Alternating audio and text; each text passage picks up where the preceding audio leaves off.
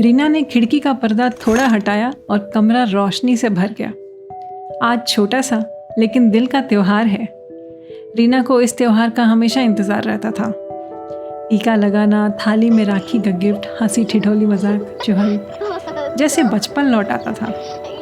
आजकल रेडियो और टीवी पर रक्षाबंधन के गीत सुनने को नहीं मिलते। बचपन में दूरदर्शन पर पुरानी फिल्मों के गीत आते थे। होली, दिवाली, ईद, सबके अलग अलग गाने होते थे। भावपूर्ण वातावरण जैसे खत्म हो चला है डिज़ाइनर माहौल में। अमेज़ॉन है, कुछ भी पार्सल मिल जाता है। रीना ने टेबल पर सुंदर सी थाली सजा कर रखी थी। लाल पीली 2 सुंदर राखियाँ, चावल, रोली, दही, एक घी का दिया। माँ कहती थी ये सब कुछ न कुछ संकेत है श्रद्धा और परंपरा के। दीर्घायु होने के लिए घी, चावल, दही। उसे हंसी आती थी माँ की बातों पर। माँ ज़्यादा बोलती नहीं थी, ना ऊंचा स्वर, ना नीची नोक झोंक, बस काम में लगी रहती थी। बड़ा लाल टीका, चौड़े पाड़ की साड़ी, लंबी चोटी कमर तक झूलती हुई। कभी याद नहीं कि उनके बाल खुले हों और हमने उन्हें छुआ हो। अलग थलग रहती थी, जैसे घर में है और नहीं भी। पिछले 5 सालों से रवि रक्षाबंधन पर आया नहीं था और न ही आए थे बड़े भैया।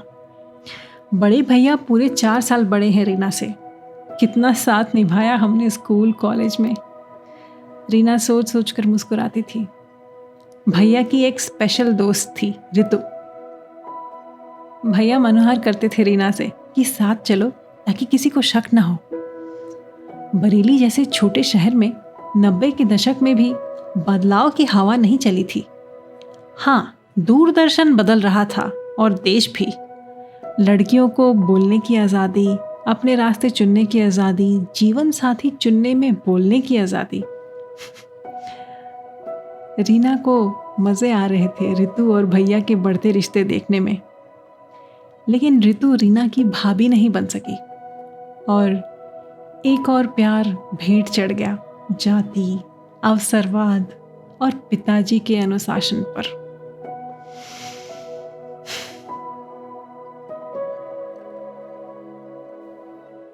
दिन गुजरते रहे।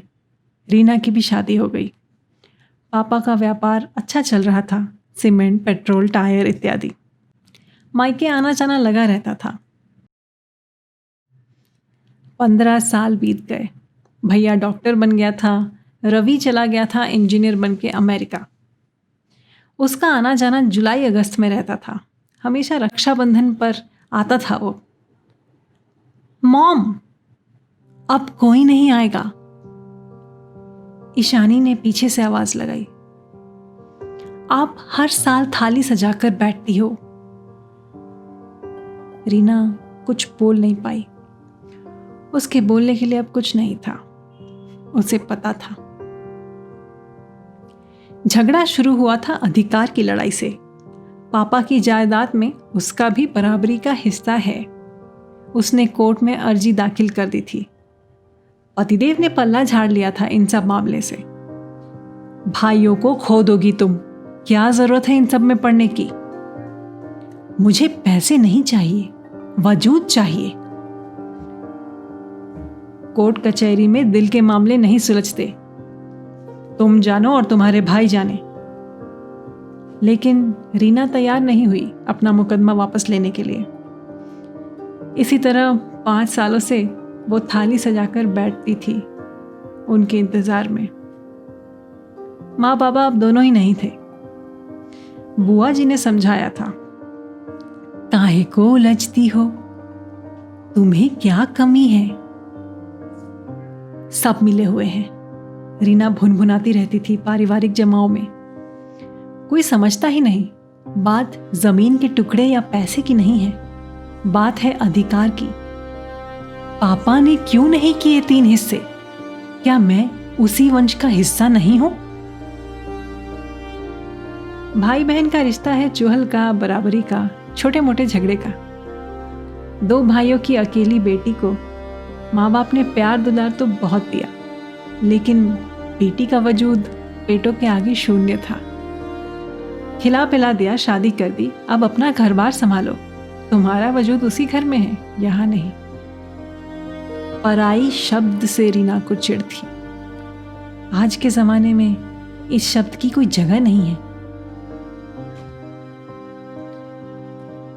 भैया मुंह चुराते हैं, उन्हें उन सारे साल का कोई लेखा जोखा नहीं है उनके दिल में, जब हम साथ खेलते घूमते पढ़ते थे। रीना अकेली लड़ाई लड़ रही थी। वकील है ना, मुफ्त में कोर्ट चली गई। भैया की तीखी आवाज उसके कानों में पड़ी थी। बुआ के बेटे की शादी में रीना उनके सामने नहीं आई थी। रिश्तों की कड़वाहट बढ़ाने से क्या फायदा। अचानक उसे लगा घंटी बजी है। कॉल बेल की तीखी गूंज। मॉम, बड़े मामा। ईशानी की आवाज टूट रही थी।